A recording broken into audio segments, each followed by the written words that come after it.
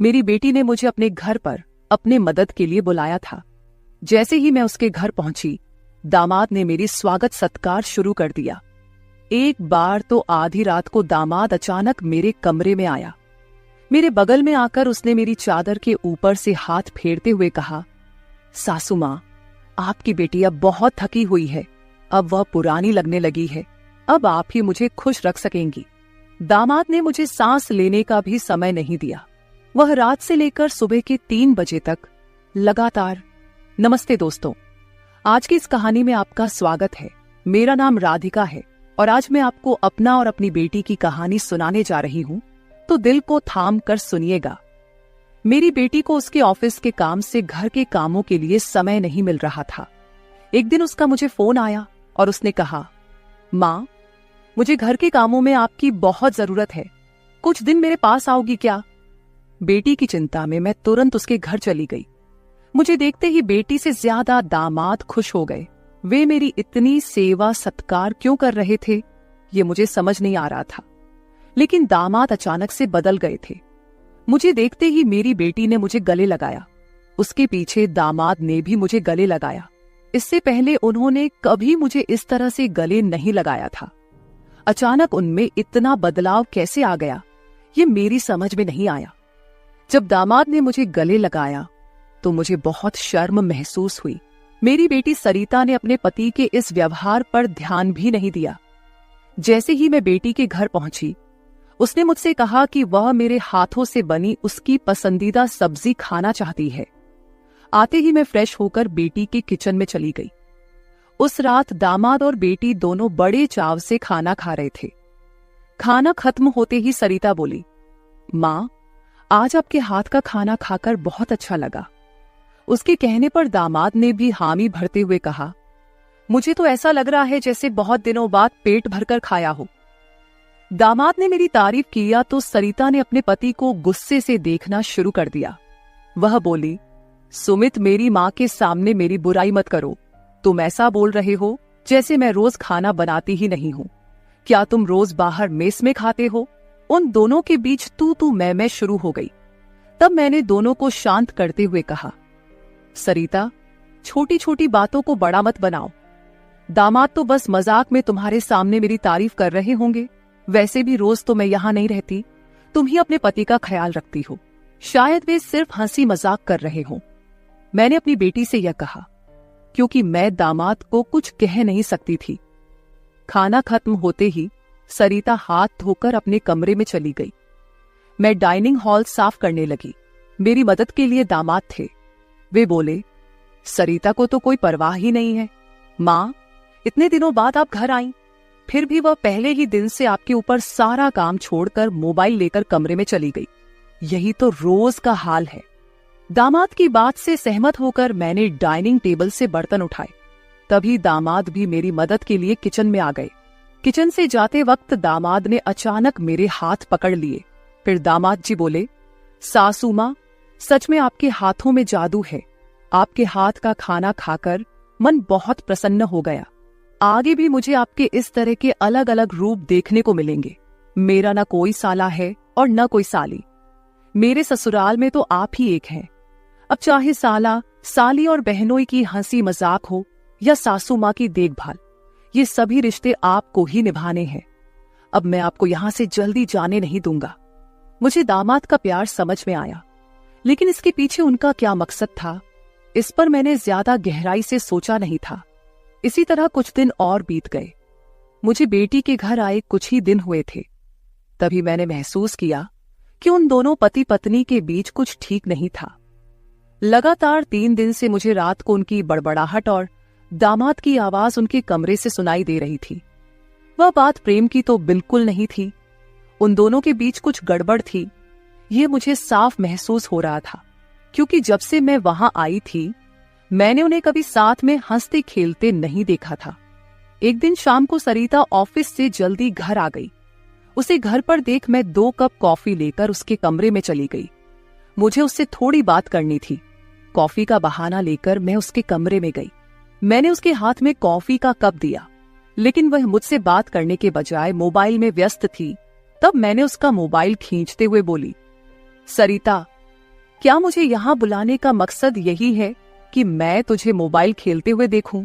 मैं आई हूं और तू मुझसे 2 मिनट भी बैठकर बात नहीं कर रही। अरे 2 शब्द मां से तो बोल, और अगर तुझे बात नहीं करनी तो मुझे तुझसे बात करनी है। जैसे ही मैंने उसका मोबाइल छीन लिया, उसका ध्यान मेरी ओर हो गया। वह बोली, बोलो मां, तुम्हें मुझसे क्या इतना जरूरी बात करनी है? तब मैंने उससे कहा, सरिता, तू खुद को इतनी कूल दिखाती है, क्या सच में तू वैसी ही है? क्या सच में तुम्हारे घर का माहौल इतना कूल है? मेरी बातों पर सरिता के चेहरे पर एक सवालिया निशान उभर आया। वह बोली, मां, तुम क्या बोल रही हो? मुझे तो कुछ समझ में नहीं आ रहा। जो बोलना है सीधे बोलो। अब तुम टीचर नहीं हो और ना मैं तुम्हारी स्टूडेंट, जो तुम मुझसे इतने सख्ती से बात कर रही हो। सरिता के कंधे पर हाथ रखकर मैंने उससे कहा, अरे पिछले 3 दिनों से रात को मुझे तुम्हारे कमरे से तुम दोनों की बड़बड़ाहट सुनाई दे रही है। क्या तुम दोनों के बीच सब कुछ ठीक है? अभी तुम्हें बच्चा भी होना है। अभी से ही तुम्हारे बीच अनबन शुरू हो गई है। अभी तो तुम्हें साथ में पूरा जीवन बिताना है। ये सही तरीका नहीं है। मेरी बातों का जवाब देते हुए सरिता बोली, मां, मुझसे कहने के बजाय समीर से कहो, क्योंकि हमेशा वही झगड़ा शुरू करता है। उस दिन भी देखा ना, कैसे वह खाने की टेबल पर मुझे कुछ भी बोल रहा था। फिर वह बोली, मां, अब तुम ही बताओ, मैं ऑफिस में भी थक जाती हूं। ऊपर से घंटों ट्रैफिक में फंसकर घर आना पड़ता है। अब 3 दिन से तुम घर आई हो तो मुझे थोड़ी राहत मिली है, नहीं तो रोटियां बेलते वक्त भी मेरी आंख लग जाती थी। अब इतनी थकान के बाद भी मैं समीर को कैसे समय दूं? समीर तो कुछ समझने को तैयार ही नहीं है। और वैसे भी तुम्हें यहां बुलाने का आइडिया उसी का था। वह कह रहा था कि सासू मां के आने से तुम्हें भी थोड़ा आराम मिलेगा। तुम यहां आई हो तो उसकी खाने की शिकायतें भी थोड़ी कम हो गई हैं। नहीं तो हर बात में ये ऐसा और वो वैसा ही चलता रहता था। तुम्हें बुलाने से पहले वह कह रहा था कि जब मेरी सासू मां आएंगी तो मैं उनसे सारी ख्वाहिशें पूरी करवाऊंगा। अब तुम्हारे दामाद को तुमसे क्या ख्वाहिशें पूरी करवानी है, ये तुम ही देख लो। उसकी शिकायतों से तो मुझे थोड़ी राहत मिल गई है। सरिता की बातें सुनकर मुझे लगा कि सच में उसे काम से समय नहीं मिल पाता होगा, इसलिए समीर को खाने पीने की परेशानी हो रही होगी, और शायद इसलिए उन्होंने मुझे कुछ दिनों के लिए बुला लिया होगा। लेकिन दामाद को मुझसे और भी ख्वाहिशें पूरी करवानी थीं, इसका मुझे कोई अंदाजा नहीं था। सरिता की बातें सुनकर मुझे लगा कि उनके बीच सामान्य झगड़े हैं जो वे खुद सुलझा लेंगे। इसीलिए आगे मैंने सरिता को और नहीं समझाया। जैसे ही मैं उसके कमरे से बाहर निकली, मुझे दामाद की गाड़ी का आवाज सुनाई दिया। उस दिन समीर भी जल्दी घर आ गए थे। उन्हें घर में देखकर मैंने कहा, आज आप जल्दी आ गए, चलो अच्छा हुआ। आज तुम दोनों बाहर जाकर डिनर कर लो, घर में संभाल लूंगी। उन्हें थोड़ा बाहर घूमने फिरने का मौका मिलेगा, इसलिए मैंने उन्हें डिनर के लिए बाहर जाने को कहा। लेकिन दामाद ने कहा, सासू मां, होटल जाने की जरूरत नहीं है। आज मेरे बॉस का 50वां जन्मदिन है। बॉस ने जन्मदिन के मौके पर एक 5 स्टार होटल में पार्टी रखी है और हमें खास तौर पर उस पार्टी में बुलाया गया है। समीर की बात सुनकर मैंने कहा, अरे वाह, तो फिर तुम दोनों जल्दी से अच्छे से तैयार हो जाओ और साथ में पार्टी में जाओ। तब दामाद जी बोले, सासू मां, हम दोनों अकेले नहीं जाएंगे। बॉस ने पूरे परिवार को बुलाया है और आप भी हमारे परिवार हैं, इसलिए आप भी हमारे साथ चलो। तब सरिता भी मुझसे जिद करने लगी। उसने कहा, मां, घर पर तुम अकेले बैठी क्या करोगी? तुम भी हमारे साथ चलो, तुम्हें भी अच्छा लगेगा। एक तो जब से तुम यहाँ आई हो, मैं तुम्हें कहीं बाहर घुमाने भी नहीं ले जा पाई। मैं छुट्टी लूंगी तो लूंगी, पर अभी तो तुम हमारे साथ बाहर चलो, कम से कम तुम्हारा भी मन थोड़ा हल्का हो जाएगा। उन दोनों का इतना जोर बढ़ गया कि मुझे भी उनके साथ जाने के लिए तैयार होना पड़ा। मैं हमेशा कहीं भी जाती थी तो अपने साथ 1-2 पार्टी वियर कपड़े रखती थी। इस बार भी मैंने पिंक रंग की नेट वाली साड़ी साथ रखी थी। मैंने वही साड़ी पहनकर अच्छे से तैयार होकर कमरे से बाहर आई। जैसे ही मैं बाहर आई, दामाद मुझे लगातार देखने लगे। वो मुझे ऊपर से नीचे तक नजर फेरने लगे। उन्होंने कहा, आज आपको सासू माँ कहने में मुझे शर्म आ रही है, क्योंकि आप किसी भी तरह से उम्रदराज नहीं लग रही हैं। आज तो आप किसी हीरोइन से कम नहीं लग रही हैं। दामाद की बातों पर मुस्कुराते हुए मैं बाहर गाड़ी के पास चली गई। कुछ देर बाद घर को लॉक करके बेटी और दामाद भी बाहर आ गए। दामाद मेरी तारीफ कर रहे थे, लेकिन सरिता का ध्यान उस पर नहीं था। लेकिन जैसे ही पार्टी में गए और दामाद के बॉस हमारे पास आए, उन्होंने मुझे देखकर समीर से कहा, समीर, तुम्हारी साली तो बहुत ही सुंदर है। इस पर समीर कुछ बोलते उससे पहले ही सरिता बोली, बॉस, ये समीर की साली नहीं है, ये तो माँ है, ये समीर की सास है। हमारे रिश्ते को सुनकर बॉस चौंक गए। उन्होंने कहा, आपकी खूबसूरती और जवानी को देखकर ऐसा बिल्कुल नहीं लगा कि आप सासू माँ हो सकती हैं। बॉस ने अपनी गलती स्वीकारते हुए मुझसे माफी मांगी और वहां से चले गए। बॉस के जाते ही दामाद मेरी तारीफ करने लगे। उन्होंने कहा, सच में सासू माँ, आज तो आप सरिता से भी ज्यादा खूबसूरत लग रही हैं। सच में पत्नी तो ऐसी होनी चाहिए। ऐसा कहकर दामाद ने मेरे हाथ पर ताली मारी और हंसने लगे। लेकिन उनकी इस मजाक पर सरिता गुस्से से मेरी ओर देखने लगी। अब मुझे धीरे धीरे दामाद की नजरों का एहसास होने लगा था। कुछ देर बाद हम घर जाने के लिए निकल पड़े। घर पहुंचते ही सरिता और मैं एक साथ गाड़ी से उतरे। गाड़ी से उतरते ही सरिता ने मुझसे कहा, माँ, आज के बाद तुम्हें इतना सजने संवरने की कोई जरूरत नहीं है। थोड़ा अपनी उम्र के हिसाब से रहना सीखो। गुस्से में तीखे शब्द बोलते हुए सरिता पैर पटकती हुई घर के अंदर चली गई। मुझे उसका गुस्सा कुछ समझ नहीं आया। असल में मुझे तो किसी भी बात पर गुस्सा आने का सवाल ही नहीं था। फिर भी सरिता मुझसे नाराज होकर पैर पटकते हुए घर के अंदर चली गई थी। नादान लड़की सोचकर मैंने उसकी बातों को नजरअंदाज किया और घर में जाकर अपने कमरे में चली गई। कुछ देर बाद फ्रेश होकर मैंने रात में सोने के लिए नाइट गाउन पहन लिया। रोज की तरह सोने से पहले मैंने अपने हाथ पैरों पर बॉडी लोशन लगाया। तभी अचानक दरवाजे पर दस्तक हुई। दरवाजे पर दामाद थे। हमारी नजरें मिलते ही दामाद ने कहा, सासू माँ, अंदर आ सकता हूं। ये घर उनका ही था, फिर भी वो कमरे में आने के लिए मुझसे अनुमति ले रहे थे। मैंने कहा, ये घर तो आपका ही है, मेरी अनुमति लेने की क्या जरूरत, आप यहां कभी भी आ जा सकते हो। फिर हंसते हुए दामाद कमरे के अंदर आ गए। उन्होंने मेरी ओर देखकर कहा, सासू माँ, सच में आज आप बहुत सुंदर लग रही थी। वैसे तो मैं आपको कभी यह कॉम्प्लीमेंट देना चाहता था कि आप आज भी जवान और खूबसूरत दिखती हैं।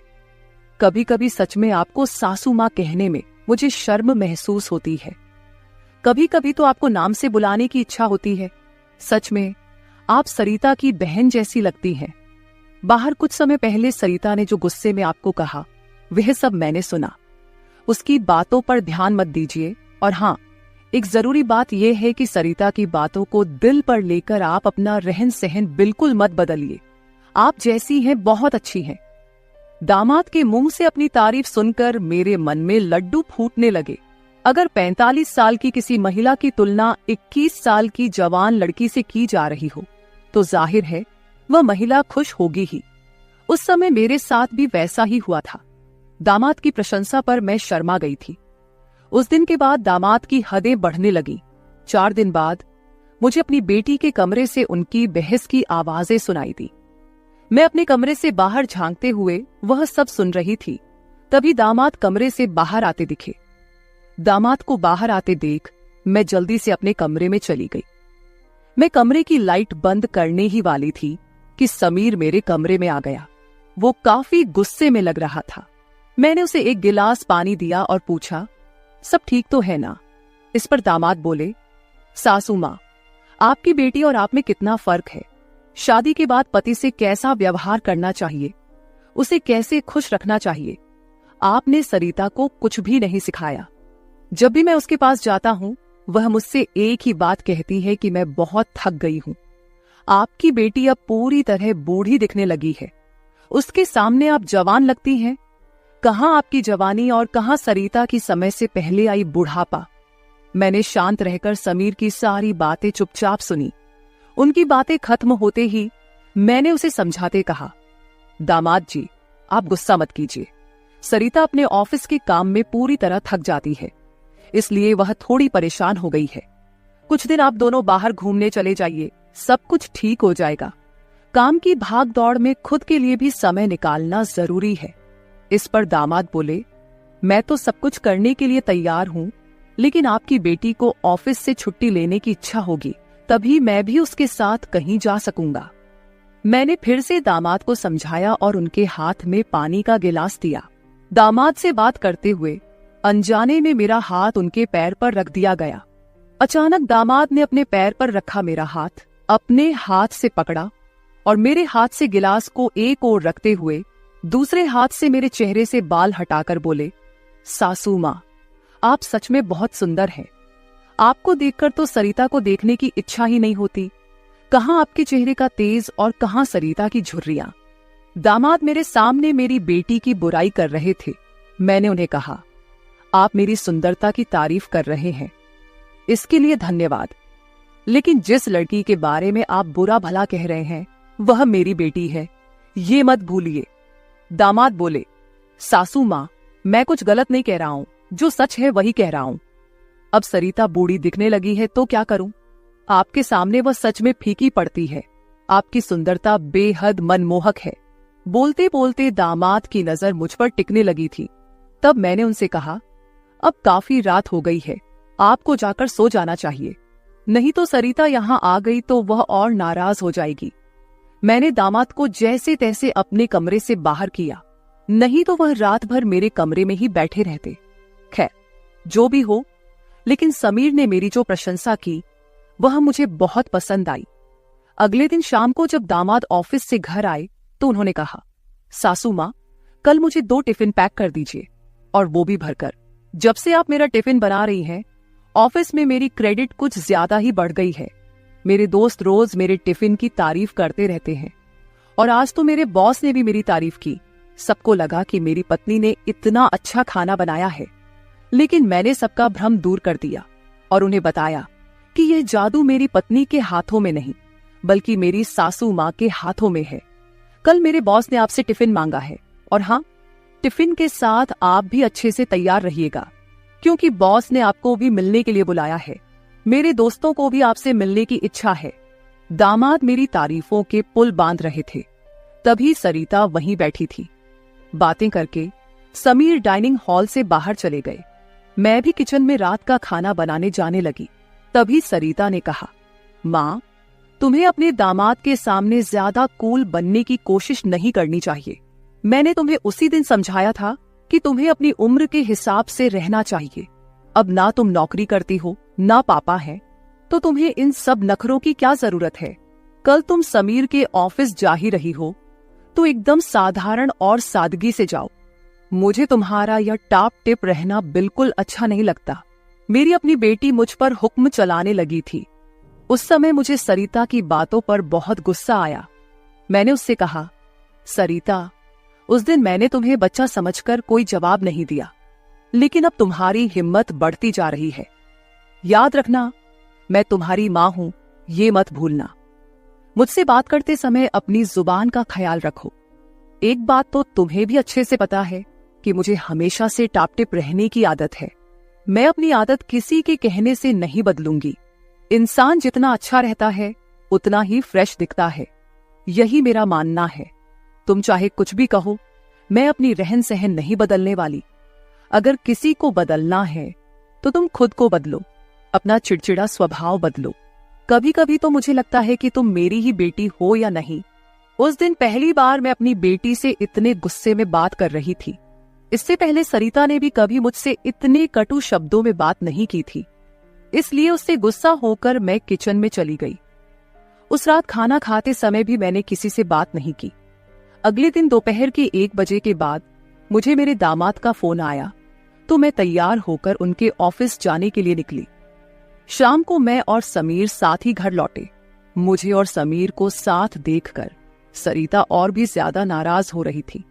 अब मुझे उसकी नाराजगी से कोई फर्क नहीं पड़ता था। वो तो अपने पति को भी खुश नहीं रख पाई थी। मैंने भी अब उससे किसी तरह की कोई उम्मीद नहीं रखी थी। लेकिन इधर मेरे दामाद अब मुझसे बहुत अच्छे से पेश आने लगे थे। हर 2-3 दिन में वो मुझसे कहते कि उनके ऑफिस में उनके दोस्तों ने या कभी उनके बॉस ने मुझसे मिलने के लिए बुलाया है।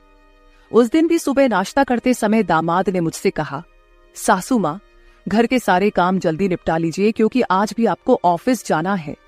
मैंने उनकी बात पर सहमति जताई। जैसे ही समीर ऑफिस के लिए निकले, सरिता ने मुझे घेर लिया। उसने कहा, माँ, मैं कुछ दिनों से देख रही हूँ, रोज तुम अपने दामाद के ऑफिस जा रही हो, शाम को उनके साथ हंसती खेलती घर लौटती हो।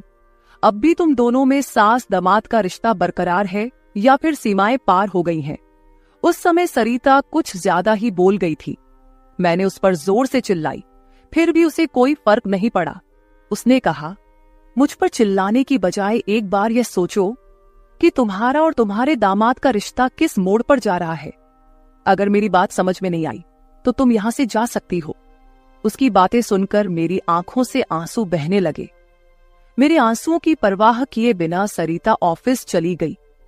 उसके बाद 5 घंटे बीत गए, लेकिन मैं अपने कमरे में बैठी आंसू बहाती रही। समीर के लगातार फोन आ रहे थे, लेकिन मैंने फोन उठाने से इनकार कर दिया। 5 घंटे बाद मैंने खुद को संभाला और अपना बैग पैक करने लगी।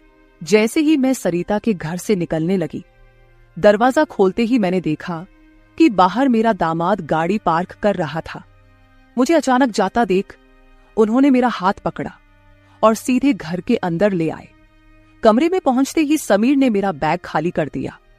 वह बोले, सासू मां, ये क्या हो रहा है? आप बिना कुछ कहे यहां से क्यों जा रही हैं? मैंने उन्हें सरिता की बात कुछ नहीं बताई। मैंने कहा, मेरे कारण शायद आपके रिश्ते में दूरियां आ रही हैं। अब मुझे भी यहां आए काफी दिन हो गए हैं। मैं अपनी बेटी का घर नहीं तोड़ना चाहती। आप अपने जीवन में खुश रहिए, अब मुझे यहां से जाना चाहिए। मैं फिर से अपना बैग पैक करने लगी। तभी दामाद ने मुझे अपनी ओर घुमाए। फिर मेरे कंधे पर हाथ रखकर उन्होंने कहा, सासू मां, जरूर सरिता ने आपको कुछ बुरा भला कहा होगा। मैंने आपको पहले ही समझाया था कि उसकी बातों पर ध्यान न दे।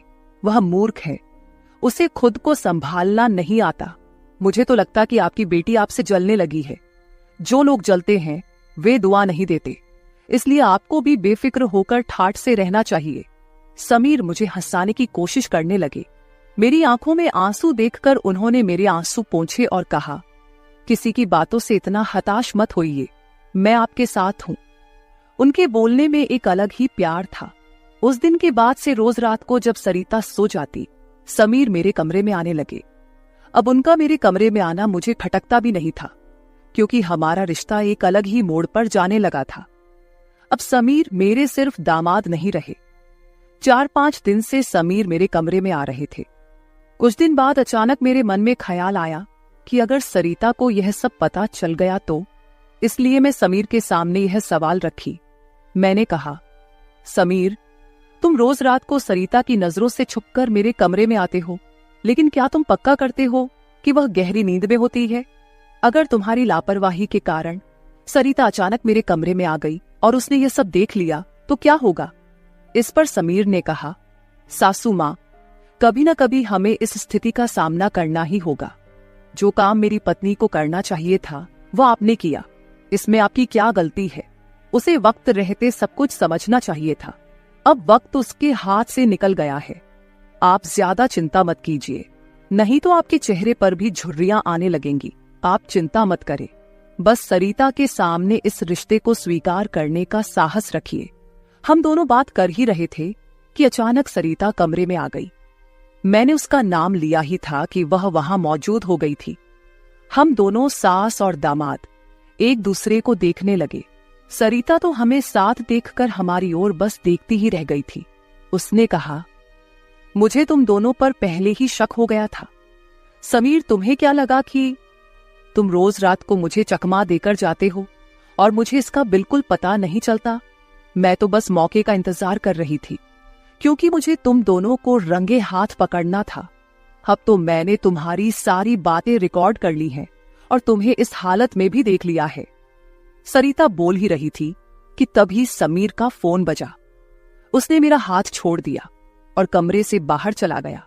थोड़ी देर पहले जब वह मुझे समझा रहा था तो उसने मेरा हाथ पकड़ रखा था। कुछ ही मिनटों बाद वह एक शख्स को लेकर कमरे में वापस आया। वह तीसरा शख्स और कोई नहीं बल्कि समीर का बॉस था।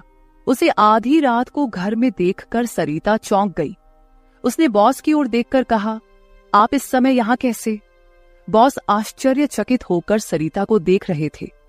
तब सरिता बोली, आप यहां क्यों आए हैं ये तो मुझे नहीं पता, पर मुझे अब एक गवाह मिल गया है। वह बॉस के सामने मेरे और मेरे दामाद के रिश्ते के बारे में बकवास करने लगी। तभी समीर के बॉस यानी रघुवीर जी सरिता की ओर देखकर बोले, सरिता, तुम यह क्या बकवास कर रही हो? तुम्हें पता है तुम अपनी माँ और अपने पति के बारे में क्या कह रही हो? अब तो सरिता और भी ज्यादा बकवास करने लगी। तभी समीर उस पर चिल्लाया। उसने कहा, मैं अभी तक सब सुन रहा था। मुझे पता था कि तुम समझदार नहीं हो, इसलिए मैंने तुम्हें कुछ नहीं बताया, लेकिन अब तुम बॉस के सामने कुछ भी बकवास करने लगी हो। शायद अब तुम्हें सच बताने का समय आ गया है। मैं समीर को शांत रहने के लिए कह रही थी, लेकिन उसने मेरी एक न सुनी। वह बोला, माँ, अब और कितने दिन आप यह सब बातें छुपाकर रखेंगी? इस तरह मन मारकर जीवन को सुखमय नहीं बनाया जा सकता। जीना है तो खुले दिल से जियो। आपको किसी से डरने की जरूरत नहीं है, क्योंकि आपने कोई अपराध नहीं किया। समीर ने सरिता से कहा, सरिता, पिछले कुछ दिनों से मैं इस कमरे में आ रहा हूं, ये सच है, लेकिन मैं इस कमरे में क्यों आ रहा था, इसका कारण वो नहीं है जो तुम सोच रही हो। इसका असली कारण कुछ और ही है। मैं यहां इसलिए आता था ताकि अपने बॉस को तुम्हारी माँ के कमरे में सुरक्षित छोड़ सकूं। मैं तुम्हारी माँ के साथ नहीं बल्कि मेरे बॉस होते थे। जिस दिन हम बॉस के जन्मदिन की पार्टी में गए थे, उस रात जब हम पार्टी से घर लौटे थे, तो मैंने तुम्हारी माँ को उनके कमरे में रोते हुए देखा था। उसी रात बॉस ने मुझसे तुम्हारी माँ का फोन नंबर भी लिया था। उस रात बॉस बार बार तुम्हारी माँ को फोन कर रहे थे। उस रात जब मैं अचानक तुम्हारी माँ के कमरे में गया, तो मैंने उनके फोन में बॉस के कई मिस्ड कॉल देखे। अगले दिन मैंने बॉस से इस बारे में पूछा, तभी मुझे सच्चाई पता चली। एक समय था जब तुम्हारी माँ और बॉस एक ही कॉलेज में पढ़ते थे। इतना ही नहीं, उन दोनों के बीच प्यार भी था, लेकिन घर वालों के दबाव के कारण वे अपना जीवन एक साथ नहीं बिता सके। पर किस्मत ने 30 साल बाद उन्हें एक बार फिर से आमने सामने खड़ा कर दिया। तुम्हारी माँ कुछ बोलने के लिए तैयार नहीं थी, लेकिन बॉस की वजह से मुझे उन दोनों के रिश्ते के बारे में पता चला। तब से मैंने जानबूझकर कभी दोस्तों का बहाना बनाया तो कभी बॉस का, ताकि तुम्हारी माँ और बॉस को एक दूसरे से मिलवा सकूं। धीरे धीरे मैंने तुम्हारी माँ के चेहरे पर खुशी देखनी शुरू की।